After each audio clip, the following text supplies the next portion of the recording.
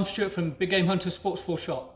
Today we're going to take a look inside footballs. In the UK, we call footballs footballs.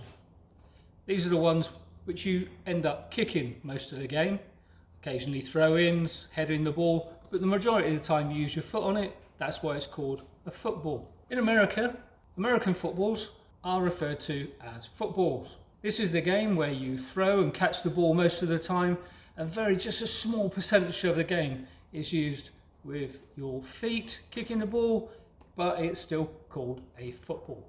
Well, this is the one we're going to take a look inside of today. So we'll get rid of the round football because we don't need that one today.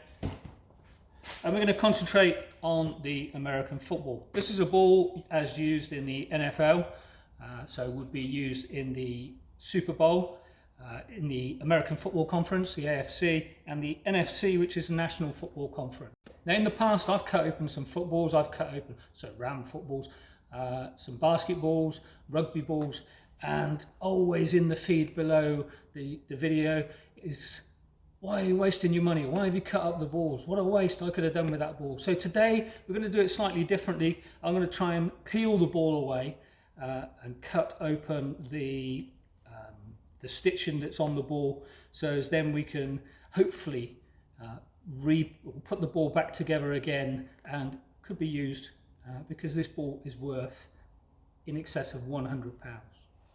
So it's worth taking a look at the outside of the ball first. So this is a high quality pro American football, although this one is actually a junior size, and it was sent to us by Wilson so as we could actually talk about the ball and investigate what it looks like inside.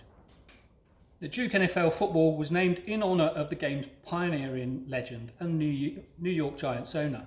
His name was Wellington Mara.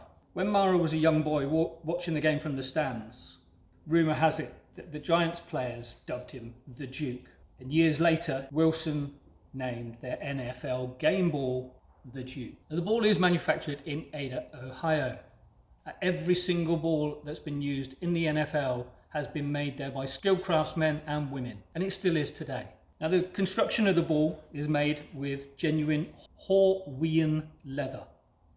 Now the Hawaiian Leather Company produces the leather in Chicago, and they were the first company to develop this grade of leather as used on the official NFL football.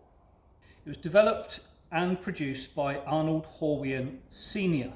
He also played professional American football for Chicago and Harvard. They developed something they called tanned in tack feature, which provides excellent grip in all conditions and can be revived if it gets really smooth after a time. But if you've got a brush, you can brush it hard, and then it raises the surface up and makes it game playable once again. Now on most panels of the Duke ball, there is a trademark Wilson branding embossed into the leather. There's one there. Look, you see that W stands for Wilson, and that's within the leather. It's unique to this ball. There's another one there, look. You see it in the center of shot, and then must be another one there, look. Here we go. Nice touch, and it's a sign of quality from Wilson. So this is a brand new ball, still got the sticker on. And I'm going to carefully open this up. It's almost fully inflated. We'll see if we can do it without cutting it and ruining the ball completely. So we pull out the lace, and if you stay watching to the end of the video, I will measure it and show you how much lace is actually used in an NFL ball.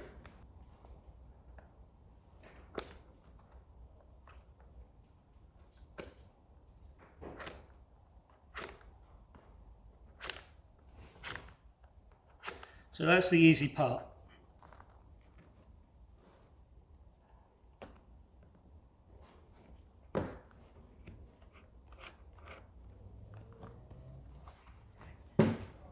So I've managed to take these ends out. I've peeled this one back inside, and it was quite tricky to get it, but I can now get a bit of leverage on this. What I'm trying to do is force, because the lace at the bottom is the one that needs to come out here.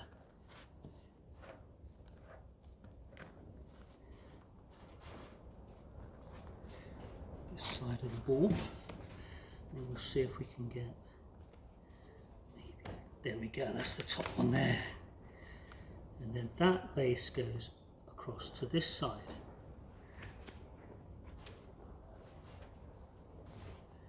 It says,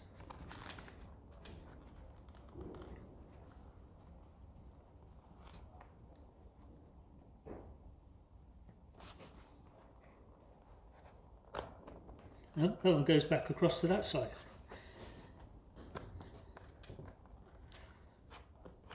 So there we go, there's there. Now assume that one comes across to the top one on here. Got a bit of rhythm now. Does that go across to there? Yes, it does. And then this goes across to this side.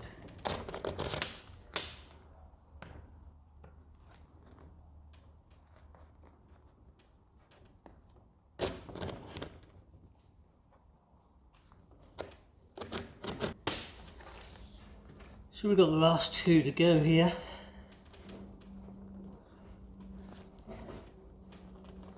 Now I've not really thought this through too well. Because the ball is fully inflated, I'm not going to be able to get it back, the bladder back through this hole. So I need to go and find a needle to release the air from the bladder. We've got the last two there.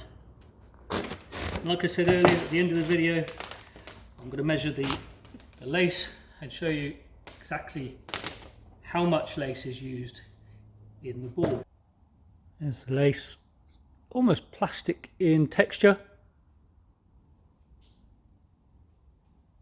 And it's about 5mm wide and maybe 1.5mm thick. So I've got a needle.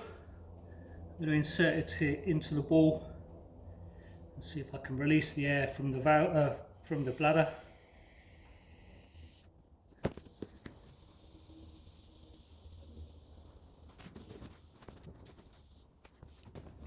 Okay, that's quite a bit released out.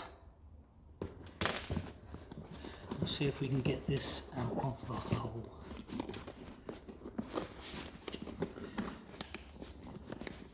Now it's got a plastic protector, piece of plastic which protects, I suppose, around this area here. I suppose when the stitching goes in, it's used with a tool not dissimilar to a screwdriver, and it's got a slot in there and the lace feeds through, and then they pull it through the holes.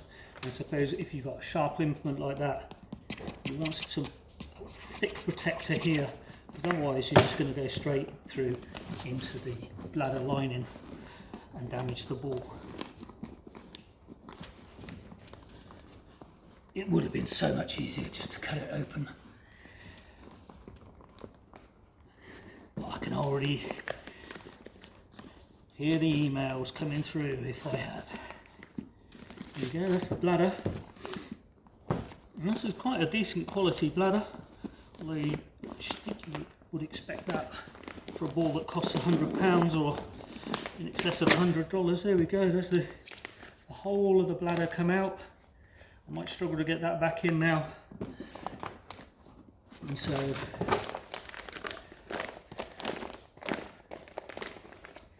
it's a lot thicker and more heavy duty than a lot of the bladders I've seen from other balls, and it's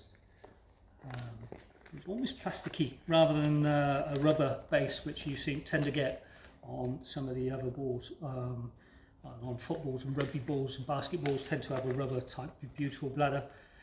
So this is the protecting strip that would sit on top of the bladder, and then the lacing. The tool would be coming through the ball and then not damaging the bladder. That's quite interesting, not seeing that on any other ball, but then all other balls don't actually have lacing. And so try and turn the ball inside out if we can. This is done at high pressure with machines normally. Okay, I'm not going to turn it fully inside out because I don't have the tools to put it back the way it was. When I bring this up to the camera closer, you can see the leather lining, also the Horwian leather is there.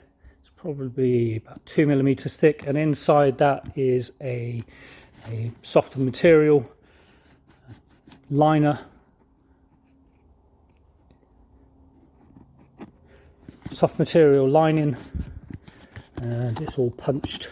The holes are punched through, obviously for the lacing to go through, and this is stitched as well. As far as I can see, that this is just cosmetic stitching though.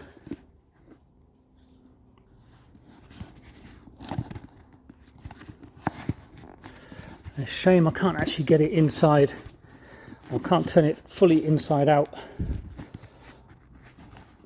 But like I say, it's done with machines at high pressure, hydraulic machines, and I think you get the gist of what the inside of a ball looks like. I did promise you at the end of the video to show you how long the lacing is, and we have 97 centimeters of lacing used on this ball, just over 38 inches, that's 38.25 inches. I thought it'd be around a meter, so not far off. I'm going to have fun trying to get this all back together. Hey, I hope you found that interesting. I know I did. I'm not seen inside an American football before. Sorry, a football before. If you enjoyed the video, hit the subscribe button. If you've got any comments, leave them below. All I've got to do now is try and work out how to put the ball back together again. Until next time, bye bye.